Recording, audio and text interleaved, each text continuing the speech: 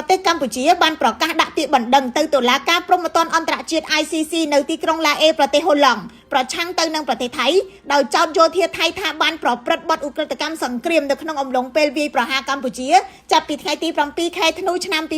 2025លោកស្រីម៉ាលីសុជាតាអ្នកនាំពាក្យក្រសួងការពារជាតិបានឲ្យដឹងពីគម្រោងដាក់ពាក្យបណ្ដឹងនេះនៅក្នុងសន្និសីទសារព័ត៌មាននាថ្ងៃទី10 ខែធ្នូឆ្នាំ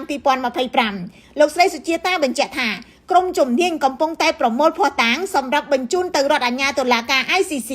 ក្រោមមាត្រា15 ICC អនុញ្ញាតឲ្យរដ្ឋសមាជិកដាក់ពាក្យបណ្ដឹងអំពីបទឧក្រិដ្ឋដែលត្រូវបានចោទប្រកាន់កម្ពុជាជាសមាជិកនៃ ICC ថៃមិនមែនជាសមាជិកទេក៏ប៉ុន្តែ ICC អាចចេញយុត្ថាធិការប្រសិនបើបទឧក្រិដ្ឋនោះកើតឡើងនៅលើទឹកដីកម្ពុជា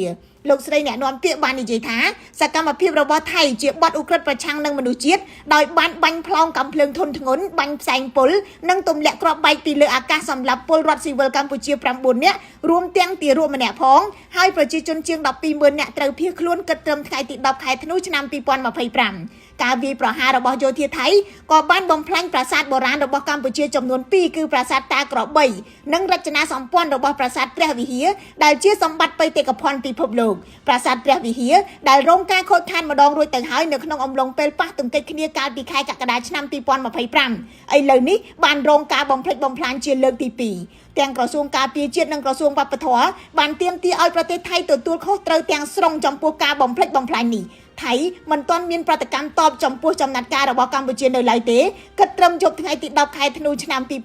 2025ខ្ញុំរស់សុធាពី News Today NTTV ឱកាសពិសេសសម្រាប់បងប្អូនដែលមកចុះឈ្មោះចូលរៀននៅសាកលវិទ្យាល័យ CUS ចាប់ពីថ្ងៃទី15 ខែវិច្ឆិការហូតដល់ថ្ងៃទី31 ខែធ្នូឆ្នាំ